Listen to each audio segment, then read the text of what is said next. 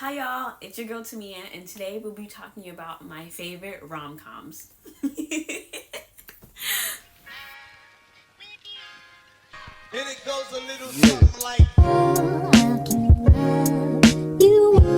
But yeah, today I'll be telling you guys my favorite rom-coms, and yeah, so let's get on with the video. Also, check out my shirt. Okay. So the first rom-com that I want to talk about, I literally never forget watching it, but it's called Angus Thongs and the Perfect Snogging. Oh my goodness, I feel like that movie was so good. Like, I feel like it's such a good teen drama, and like nobody can forget the iconic song Ultraviolet. But anyways, Angus Thongs and the Perfect Snogging is about Georgia, who desperately wants to become more attractive and popular just so that she can have a boyfriend, and but her attempts fail her miserably throughout the movie. But no, it actually succeeded, so yeah.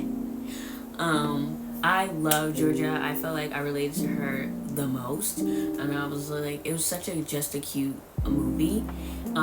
Second one, which, oh my gosh, this made me cry the most. Like, it's called The Best of Me, and I think it's a book from Nicholas Sparks. But I love that movie so much. I think the actors did amazing in that movie. The Best of Me is about two former high school sweethearts, Amanda and Dawson, who meet after like 20 years for a funeral of a mutual friend. This movie made me cry so much, and I just felt their love was just so precious and real, and I was like, but yeah, if anyone, I would recommend this rom-com to anyone. It's so good, but it will make you cry. But yeah, the next one that I want to talk about is so underrated. I feel like I barely hear anyone talk about it, but it's called The Broken Hearts Gallery. It is so good. It came out in, I think, 2020. Oh my gosh. About like, what if you saved every souvenir that you received from like every relationship you have been in?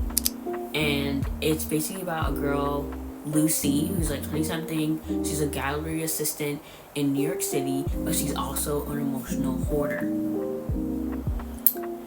But yeah, it is such a feel-good movie. Like, it's so good. I think one of the actors, I think he's from Stranger Things, and he played like one of the girl's brothers. I don't remember, but oh my gosh, this movie is so good. I really recommend you guys watch that movie. It's one of my favorites. I'll watch it like again and again.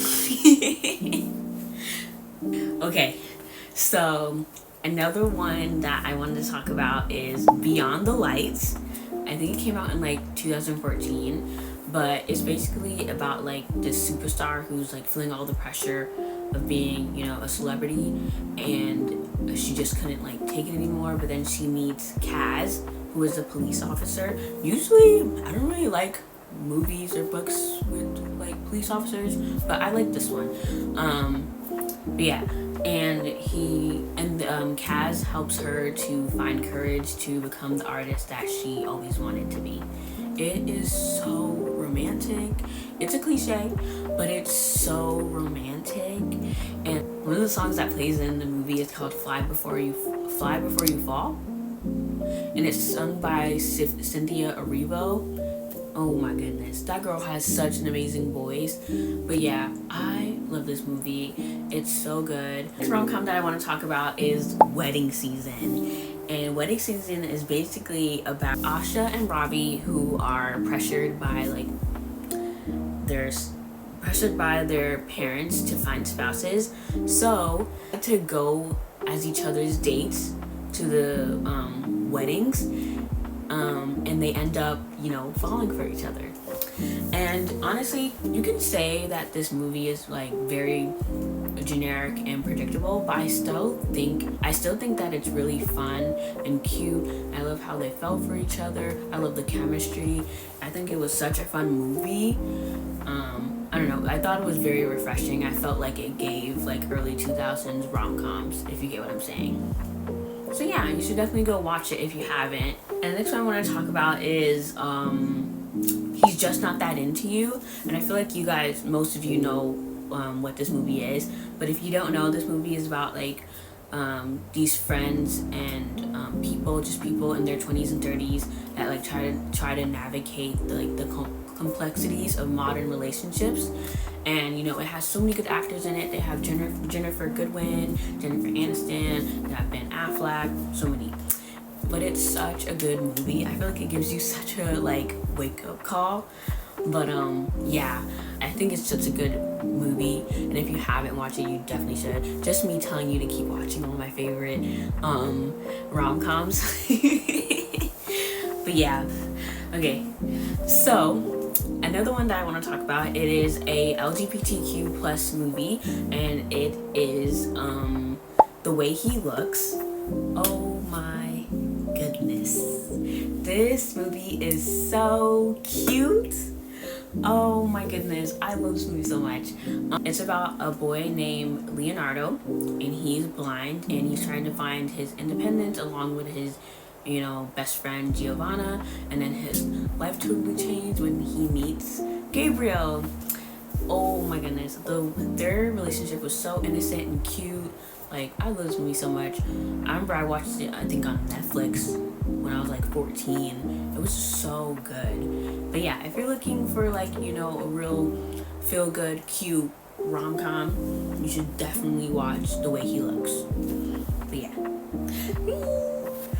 Oh my gosh. Okay, so the next one that I'm gonna talk about is, I can't believe I haven't like heard about this sooner, but it's called Drive Me Crazy. Y'all, this movie is so good. Like, give me a 90s teen rom-com. I'm watching it. It's so good. Okay, so, and this is about Nicole and Chase, who are played by Melissa Joan Hart and Adrian Grenier. And their characters, they live next door to each other, but they're like worlds apart.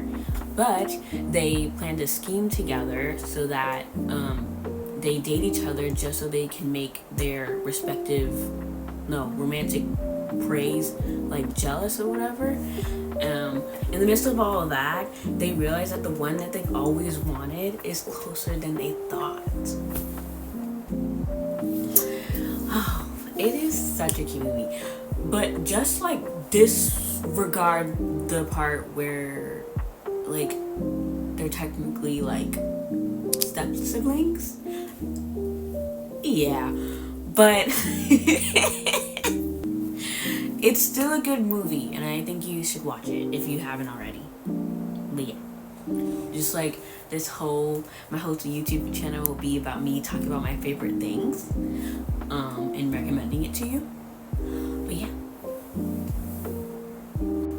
And lastly, save the best for last. My favorite rom-com, one of my favorite rom-coms is the To All the Boys I Loved Before trilogy. Oh my gosh, I will literally never forget the feeling of watching it when it came out in 2018. It is so good. I know like a couple months ago I finally read like the actual like book series. Oh my goodness, I wish I read it in 2000, but I think it probably came out in like 2015. But yeah, if you haven't, don't already know, it's basically about Laura Jean, who writes these letters to 5 of her crushes, but she never sends them. But then they get sent out, and it literally wreaks havoc in her life. Oh my goodness, I love Laura Jean. I am her before she met Peter Kavinsky. Okay, so it's so good. And honestly, if I'm being honest with you, I did love John Ambrose, and I honestly think she should have ended up with him. But if I'm being truly honest with you, I didn't really care who she ended up with. I love Peter Kavinsky and John Ambrose, but I do love John Ambrose a little bit more. But yeah, those are. Oh, I love the movie. Like, I think I might do a rewatch today, but it's so good. Like, oh my goodness. And I can't wait for Exo Kitty season 2. Oh my goodness. If she doesn't end up with Minnow, then what are we doing? What are we doing? I was a little sad she didn't end up with Day, but I totally get it. But yeah. Alright, y'all. And those were all of my favorite rom-coms. Please let me know in the comments what are your favorite rom-coms, so I can watch them too. Let me know in the comments if you enjoyed today's Talks with Tamia, and let me know in the comments also what else you guys want me to talk about. But yeah, thank you so much for watching, and please subscribe, like, and comment to my channel. Anyways, so yeah, okay, bye.